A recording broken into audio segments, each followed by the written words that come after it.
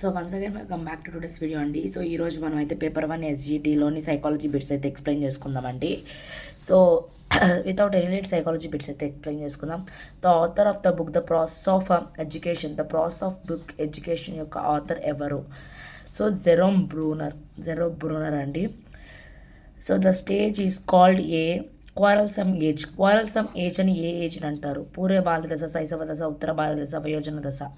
మనం చూస్తే ఉత్తర బాల్య దశని క్వారల్సమ్ ఏజ్ అని అంటారు. Temporary support provided by the teacher to the student to do task until the child can do it alone is called.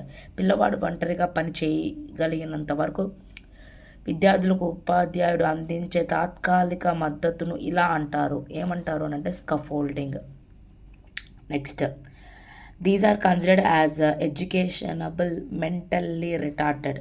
దీన్ని విద్య నేర్పగల మానసిక వికలంగా పరిగణిస్తారు. అంటే మిగతా బుద్ధిమాంద్యులు స్వల్ప, సంపూర్ణ, తీవ్ర. ఏ బుద్ధిమానులు అంటే స్వల్ప. మైల్డ్ మెంటల్లీ రిటార్డెడ్ వాళ్ళకి మనం విద్య నేర్పగలము అని అంటారండి. మైల్డ్ అంటే mild. Next, education that is done based on academic standards base చేసుకొని జరిగే ఎడ్యుకేషన్ ఏది అని అంటే సమ్మేటివ్ ఎవాల్యుయేషన్ అండి. Sarika is doing homework to get rewards from the teacher ఇచ్చే బహుమతుల కోసం చేస్తుంది అని అంటే అది బహిర్గత ప్రేరణ. హియర్ ద మోటివేషన్ ఈజ్ బహిర్గత. సెల్ఫ్ అన్ని చదవాలి, ఫస్ట్ రావాలి, అలా సెల్ఫ్ అయ్యేది అంతర్గత. మనకి ప్రేరణ రెండు రకాలే అండి, బహిర్గత, అంతర్గత. Home resources among the following, వీటిల్లో ఏది గృహ వనరులు అని అంటారండి.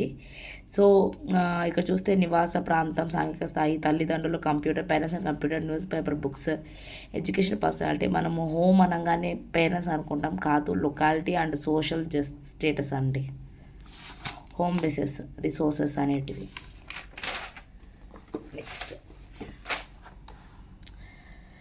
the mental development of Chaitanya is poor. So he has poor in moral science development. Social development is related to following principle of development. So చైతన్య మానసిక వికాసం సరిగ్గా లేకపోవడంతో నైతిక సాంఘిక వికాసాల్లో వెనుకబడి ఉన్నాడు. ఇది ఈ వికాస సూత్రానికి చెందింది. ఏ వికాస సూత్రానికి చెందింది మీరు అనుకుంటున్నారు? వికాసం ఒక పరస్పర చర్య. వివిధ వికాసాలు పరస్పర సంబంధంగా కొనసాగుతాయి. ఆ వికాసం సమగ్రమైనది. వికాసాన్ని ప్రాకృతీకరించవచ్చు దీనిలో ఇది. సో వివిధ వికాసాలు పరస్పర సంబంధం కొనసాగుతాయి.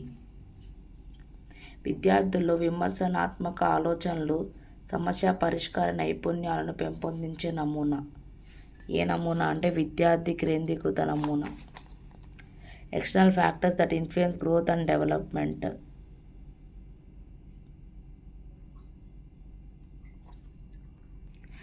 సో ఎలాంటి పెరుగుదల వికాసంపై ప్రభావం చూపే బాహ్య కారకాలు. సో ప్రజ్ఞ, ఉద్వేగ కారకాలు, కుటుంబ సాంఘిక స్థితి, పిల్లవాడి సామాజిక స్వభావం. సో ఎక్స్టర్నల్ ఫ్యాక్టర్స్ అన్నారు కాబట్టి కుటుంబ సాంఘిక స్థితి అని. Next, according to RT act primary school should be established within the distance from child's house. పిల్లవాడి ఇంటి దగ్గర నుంచి ప్రాథమిక పాఠశాల ఏదైనా దూరంలో ఉండాలి, 1 కిలోమీటర్ దూరంలో ఉండాలి. Teacher wants to find out professions in which students are going to excel in future. He has to administrate. So ఉపాధ్యాయుడు భవిష్యత్తులో తన విద్యార్థులు ఏ వృత్తిలో రాణించగలరో తెలుసుకోవడానికి అతను నిర్వహించవలసిన పరీక్ష సృజనాత్మక పరీక్ష కాదు, వైఖరి పరీక్ష కాదు, ప్రజ్ఞా పరీక్ష కాదు, సహజ సామర్థ్య పరీక్ష, ఆప్టిట్యూడ్ టెస్ట్ చేయాలి. ఫ్యూచర్లో దేంట్లో వస్తాడు అని. ఆబ్జెక్టివ్ ఆఫ్ POCSO యాక్ట్ 2012 దాని ప్రకారం ఏంటి అని అంటే మనం చూస్తే ఇది ఎందుకు అనంటే POCOS అనేది to protect child from sexual abuse and explosion అంటే గుర్తుపెట్టుకోండి. అందుకే డైరెక్ట్గా బిట్ చదివేస్తున్నాను ల్యాక్లా కూడా. To protect children from sexual abuse and explosion. The ability to use learned material in new situations comes under this domain. So నేర్చుకున్న విషయాలను కొత్త పరిస్థితుల్లో ఉపయోగించగలిగే సామర్థ్యం ఈ రంగానికి వస్తుంది. ఏ రంగానికి అంటే జ్ఞానాత్మక రంగం అండి. జ్ఞానాత్మకంగా cognitive domain. One of the following causes forgetting. మనం మొన్న చెప్పుకున్నాం విస్మృతి రకాలు చెప్పుకున్నాం, విస్మృతి కారక అంశాల గురించి చెప్పుకున్నాం. ఇందులో విస్మృతి కలుగజేయ కారకం ఏంటి? అవధానం, సంస్కరణం, ధారణ, జోక్యం ఫ్యాక్టర్స్ అండి. ఇంకోటి చెప్పా అంటే ఇది ప్రేరేపిత విస్మృతి దమనం గురించి చెప్పాను. ఒకటి వచ్చి పుట్టుకతో, ఇంకోటి వచ్చి యాక్సిడెంట్ ఏదైనా జరిగితే అనస్థీషియా చెప్పా. సాయి పల్లవి గారు నటించిన సినిమా ఉంది కదండి, అది దాంట్లో according to Piaget primary motivator force behind cognitive development is. పియాజే ప్రకారం సంజ్ఞానాత్మక వికాసం వెనుక ఉన్న ప్రాథమిక ప్రేరణ శక్తి ఏంటి అని చూస్తే సమతుల్యం, ఈక్విలిబ్రియం అనేది. As per this perceptional law people perceive objects as a group based on identical characteristics. ఈ ప్రత్యేక నియమం ప్రకారం వ్యక్తులు ఒక విధమైన లక్షణాలు కలిగిన వస్తువులను ఒక నమూనాగా గ్రహిస్తారు. Law of symmetry, law of continuity, law of closure, law of similarity. Answer is law of similarity. Next, a film, video, song, program, etc. are stored in. ఇవన్నీ దేంట్లో స్టోర్ చేసుకోగలం మనము? ఫిలింని కానీ, వీడియోని కానీ, సాంగ్ని కానీ, ప్రోగ్రామ్ని కానీ. దట్ ఈస్ ఫైల్ ఫామ్లో స్టోరేజ్ చేసుకోవచ్చు. Next, this counselling is called as client centred counselling. So ఈ మంత్రాన్ని సహాయార్థక కేంద్రీకృత మంత్రం అంటారు. ఏందది? సో నిర్దేశిక, అనిర్దేశిక అంటే అనిర్దేశిక మంత్రణం. Observe and the person observed are one and the same in this method. So ఈ పద్ధతిలో పరిశీలకుడు, పరిశీలించబడేవాడు ఒకరే. అది ఏ పద్ధతి? సో మనం చూస్తే అంత పరిశీలన పద్ధతి. పరిశీలించేవాడు, పరిశీలింపబడేవాడు ఒకటే. చూడండి, ఇక్కడ హిందీ నేర్చుకున్న వ్యక్తి సంస్కృతం నేర్చుకునేటప్పుడు జరిగే అభ్యసన బదలాయింపు. హిందీ ఆల్రెడీ వచ్చు, హిందీలాగే సంస్కృతం ఉంటుంది.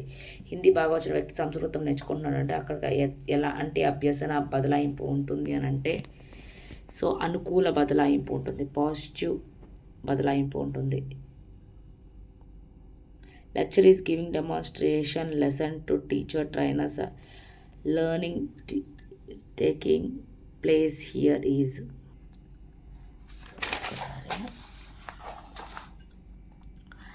అభ్యాసకుడు ఉపాధ్యాయ శిక్షణాదారులకు ప్రదర్శనా పట్టం చెబుతున్నాడు.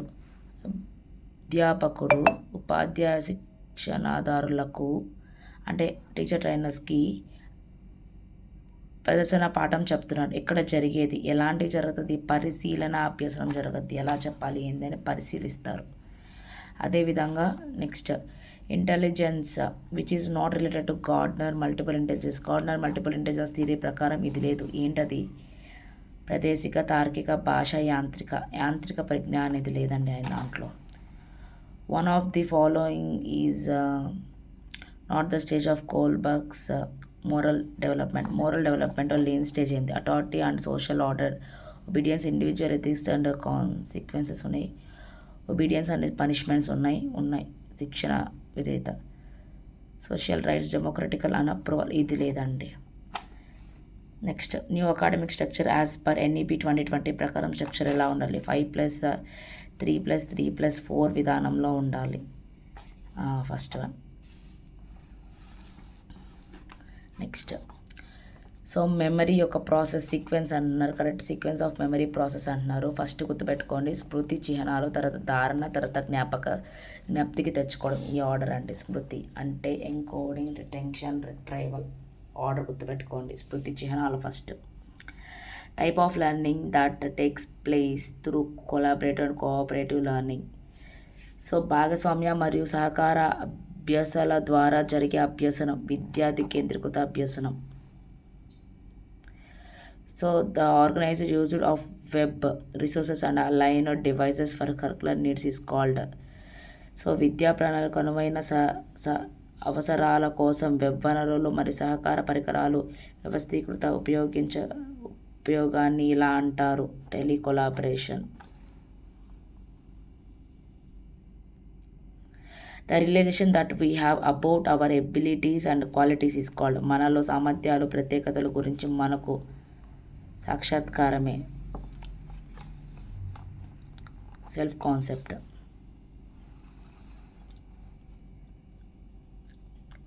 సబ్ కాంపోనెంట్ ఆఫ్ అంటే ఆదర్శ సూత్రం ప్రకారం పనిచేసే మూర్తిమత్వ నిర్మాణ ఉపాంశం ఏది? ఆదర్శ సూత్రం అనగానే మనకు గుర్తు రావాల్సిన super ego. These are the bits in psychology. 30 bits clear చేసుకున్నామండి వీటిలో 30 బిట్స్.